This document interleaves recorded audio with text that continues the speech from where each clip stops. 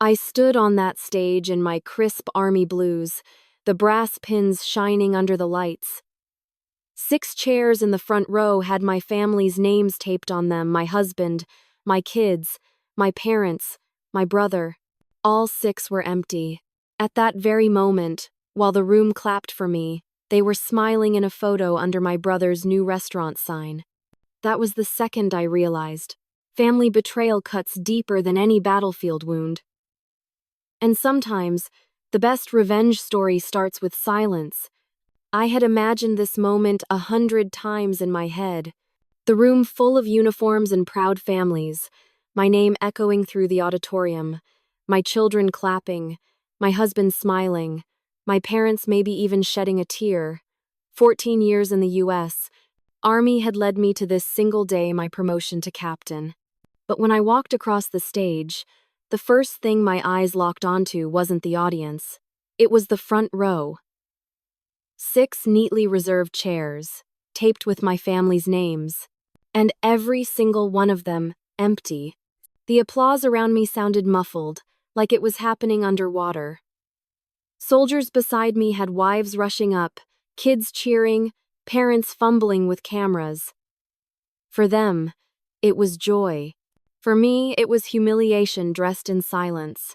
I forced myself to stand tall, my jaw tight, my smile fixed. My commander pinned the new insignia to my collar. Cameras flashed. I heard the polite clapping again. But in my head I was screaming, "Where are they?" The answer came 5 minutes later. One of my squad leaders, scrolling his phone, hesitated before showing me the screen.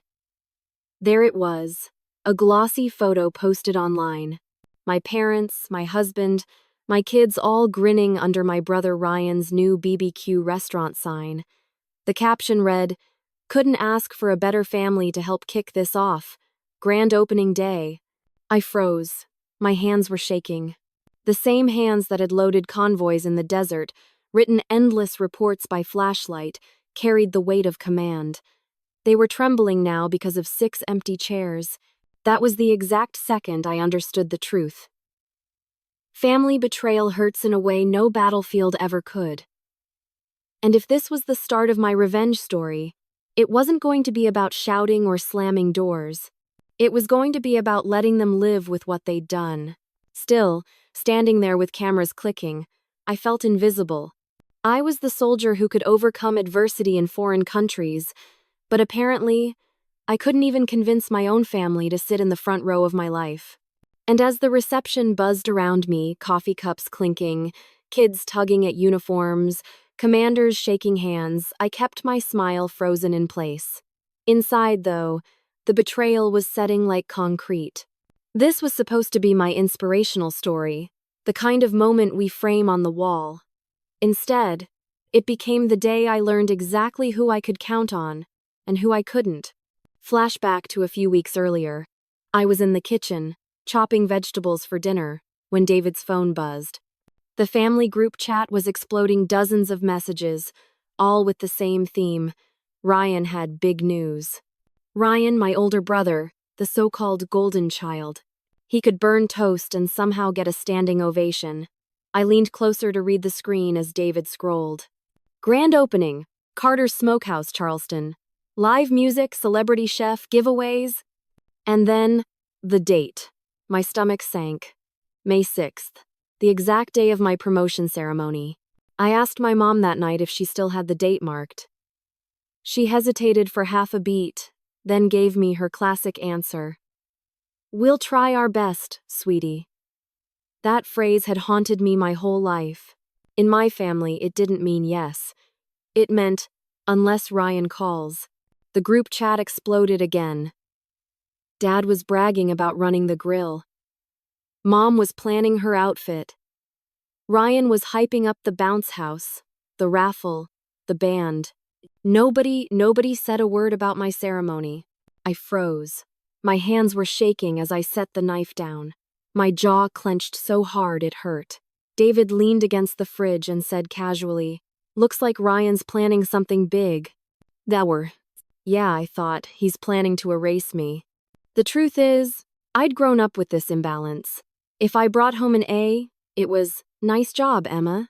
If Ryan barely passed, it was barbecue and balloons. When I joined the army, my parents said they were proud, then immediately asked if I thought it was too dangerous for a young woman. When Ryan opened his first restaurant, they bought him a brand new truck. It wasn't just favoritism, it was worship. And standing there in my kitchen, I realized this so-called family betrayal wasn't new. It had been my entire life. The only difference now? This time, I wasn't going to swallow it quietly. I told myself maybe, just maybe, they'd still come to my ceremony. That deep down, they'd realize the meaning behind 14 years of missed birthdays, deployments, long nights, endless work. Maybe they'd see it as the inspirational story. It was a soldier overcoming adversity, fighting for her country, finally being recognized. But every time I checked that chat, the truth cut deeper. They were all in for Ryan. And for me? A shrug. That night I lay awake, staring at the ceiling, whispering to myself, "Remember this. Don't forget how it feels." Because if my life was turning into one of those best revenge stories you hear about, then this was the setup, the betrayal before the payback. I thought, at the very least, David would be my anchor. My husband, the man who'd seen me through deployments, sleepless nights, and career moves. The one person who was supposed to stand beside me no matter what. But in the weeks leading up to my promotion, I started noticing little cracks. One night at dinner, Ethan, my 15-year-old, asked casually, "Can we go to Uncle Ryan's thing instead? He's got a dunk tank and a band." I put my fork down so hard the table rattled. "Number, we already have plans. My promotion ceremony." Ethan groaned like I'd just sentenced him to a lifetime of boredom. "It's just a ceremony, Mom. We can see you anytime." Maddie chimed in, giggling, "Yeah, it's just you getting a badge, right?" My chest burned. "It's not a badge, it's a rank. 14 years of service, of sacrifice. This isn't just sitting in a room. It matters." The table went silent. I waited for David to back me up, to tell them how important this was. Instead, he sighed and muttered, "We'll talk about it later." In our house, that phrase meant, "I don't want to fight about this right now." Later, when the kids had gone to bed, I confronted him. "They think Ryan's barbecue is more important than my promotion because you're letting them think that." My. He rubbed his face like he was exhausted. "Emma, they're kids. Sitting in an auditorium for 2 hours isn't fun for them. Ryan's event, it's exciting." I stared at him. So their idea of fun matters more than being there for me? He didn't answer. Not really. Just avoided my eyes. Like silence was easier than truth. The worst part wasn't his words. It was his tone. Calm, reasonable, like I was the one asking too much. Like expecting my husband and kids to sit in the front row on the biggest day of my career was somehow selfish. That night, I lay awake, staring at the ceiling, realizing something I hadn't wanted to admit. David wasn't on my side. He wanted to play both ends, to keep everyone happy. And in trying to do that, he was slowly choosing them over me. The betrayal wasn't loud. It didn't come in screaming fights or slammed doors. It came in sighs, in half-hearted promises, in kids who thought barbecue was more important than their mother's life's work. And lying there, with the house quiet around me, I knew this wasn't just Ryan's grand opening anymore. This was my husband showing me exactly where his loyalties stood. It hit me then family betrayal doesn't always come in one big blow.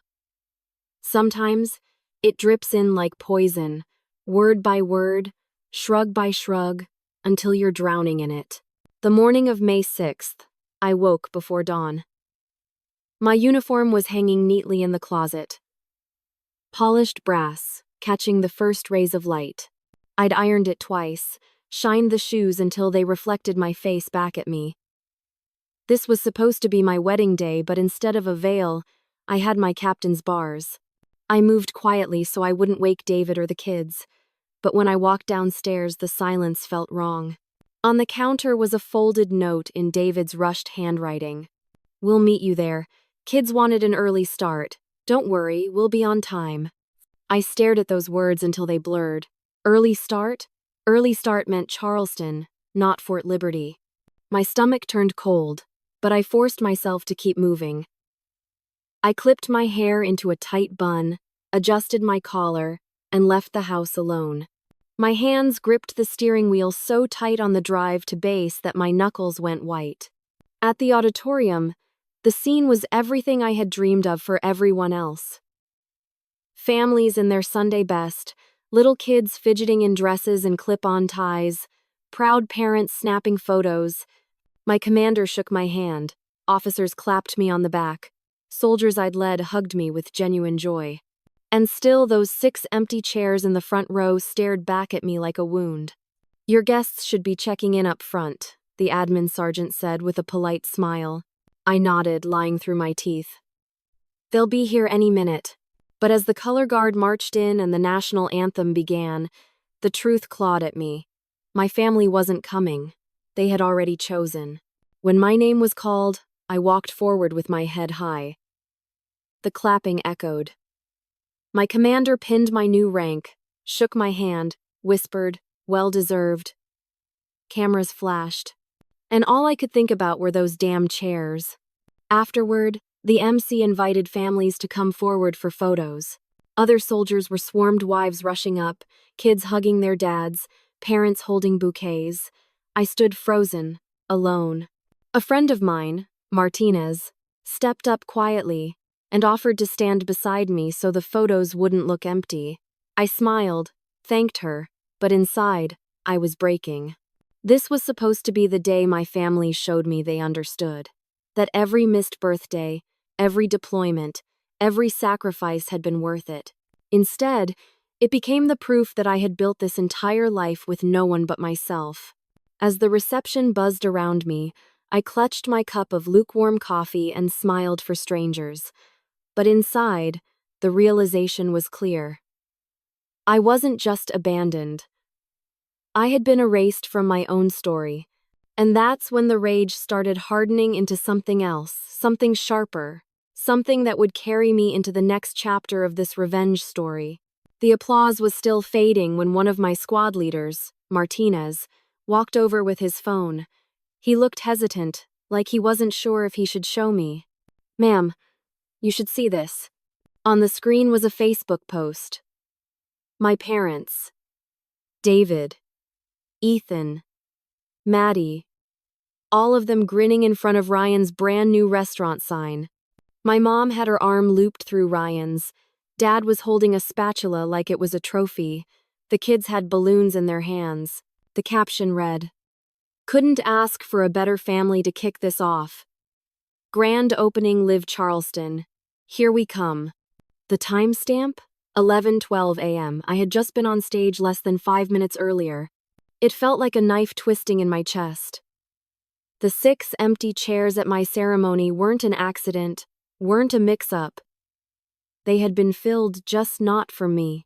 Around me, the reception buzzed. Families chatting, kids running between tables, commanders shaking hands with proud parents.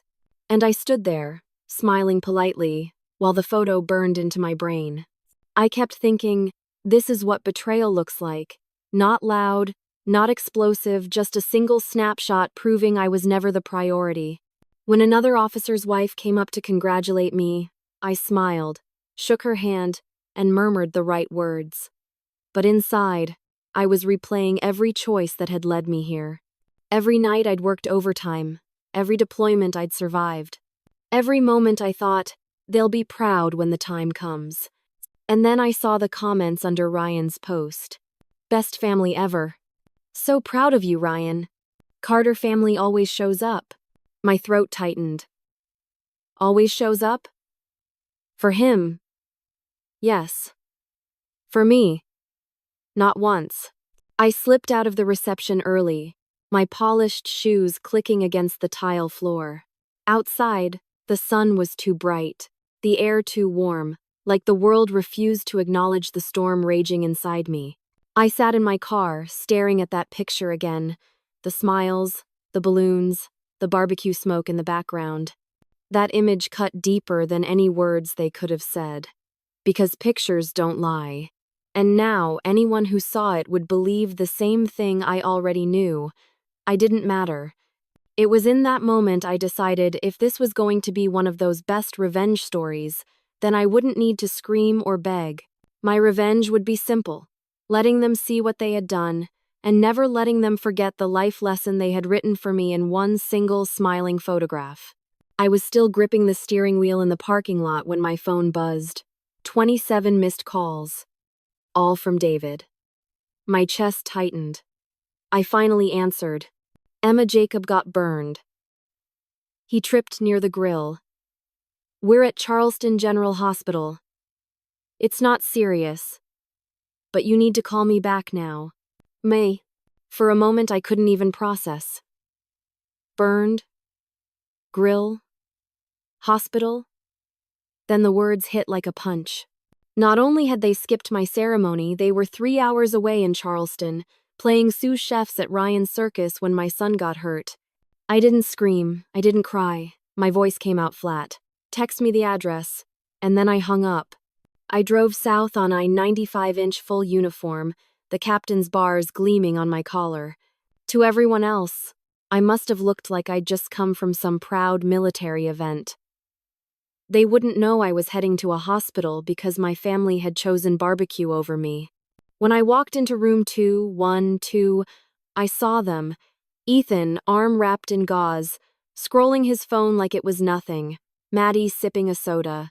My parents with their coffee cups. Ryan leaning against the wall, smug as ever. And David, pacing like the world's most devoted husband, too little, too late. Hey, Mom, Ethan said casually, like he hadn't just missed the most important moment of my life. Uncle Ryan says I should tell people I wrestled a gator instead of tripping near the grill. Ryan chuckled. Just trying to keep it light, Emma. He'll be fine. Best care in the state. I turned, slowly meeting his eyes. I bet you do. My voice was calm but sharp enough to cut. Then my mom smiled like she'd been waiting to deliver her excuse. We didn't expect you to get here so fast. I stared at her. I drove straight from my ceremony. Silence dropped like a bomb. My dad cleared his throat, trying to fill the void. Well, the important thing is Jacob's okay. Sure, I said evenly. That's the important thing. But inside, I was boiling. They weren't sorry. They weren't ashamed. They thought this was just another day, another moment I'd forgive. And in that sterile hospital room, surrounded by excuses and half smiles, I realized something chilling. Even an accident, even a child's injury, didn't erase what they'd done. I had stood alone on stage, 6 empty chairs in the front row, while they were here posing for pictures and flipping burgers. That was the day my revenge stopped being a thought and became a promise. Not the kind you shout in anger, but the kind you whisper to yourself. Cold. Steady. Permanent. Because family betrayal may break you in the moment, but it also forges something stronger. And I was done begging for a place in my own family. From that point forward, I would decide how this story ended. A month later, an envelope showed up in my mailbox. Ryan's handwriting. Inside was an invitation. Military Appreciation Night, honoring Captain Emma Carter. His restaurant logo was stamped in gold, the date and time neatly printed. For a second, I thought it was a joke. But no, it was Ryan's idea of an apology, or maybe damage control. He knew the story had spread. People at church had asked why my parents missed my ceremony. Neighbors had whispered about that Facebook post. Ryan hated looking bad, so he spun it into a grand gesture. The night of the event, I showed up in my dress blues, the same uniform I'd worn the day they all abandoned me. The restaurant was packed, flags draped across the walls, a slideshow of military photos looping on a screen. Some were mine. Someone had pulled pictures from the Army photographer's files, including one of me standing alone at my ceremony, 6 empty chairs in the front row. Ryan grabbed the mic. Ladies and gentlemen, tonight we're honoring my sister, Captain Emma Carter, for her service and her recent promotion. We didn't do right by her last month, so we're making sure we do it now. The crowd clapped politely. My parents sat near the front, holding a large frame. Inside was that same photo of me on stage alone. Next to it, a handwritten letter. "We're proud of you. We should have been there." They thought it would make things right, that a framed picture and a few claps could erase 14 years of sacrifice dismissed in a heartbeat. But here's the thing, my revenge wasn't about humiliating them. I didn't need to scream or slam doors. I didn't need to drag them through the mud. All I had to do was let them sit in that room, look at that photo, and live with the weight of what they'd missed. Because that image, the empty chairs, was permanent. It was a family betrayal frozen in time, a reminder they couldn't laugh off, couldn't barbecue away. I took the frame, smiled, and said into the microphone, "In the Army, we're taught that recognition matters, not because of ego, but because it honors the sacrifice. Last month, I stood alone, but I still took that moment because I knew I had earned it. Tonight, I'm standing here with all of you, and I'll never forget either day." The room went quiet, then applause rolled in. Even my kids clapped, eyes wide, maybe for the first time understanding the gravity of what had happened. That night, as I walked to my car with the framed photo under my arm, I felt lighter. My revenge was complete, not through anger, but through silence. They would never forget the day they weren't there, and I would never need to remind them again. Sometimes, the best revenge stories aren't about payback at all. They're about making sure the people who hurt you have to live with the truth. And that truth? I didn't need their applause to know I was worthy. When I look back on that day, I no longer see the empty chairs as a weakness. I see them as proof of strength. Standing alone didn't make me less. It made me realize I never needed their applause to validate who I am. Family betrayal cuts deep, but sometimes it teaches the most powerful life lessons. My story may sound like one of those family revenge stories, but the truth is, the best revenge stories aren't always about striking back. Sometimes the real revenge is letting them see what they missed and making sure they never forget it. I overcame adversity not on the battlefield, but in my own home. And the most inspirational story I'll ever carry is this: I am enough, even when the people I love choose not to stand beside me. So now I ask you, what would you do if your mom chose your siblings' party over your biggest achievement? Would you forgive, cut them off, or make them live with the truth? Because in the end, true stories like mine aren't just about pain, they're about reclaiming your worth, even when the people closest to you try to take it away.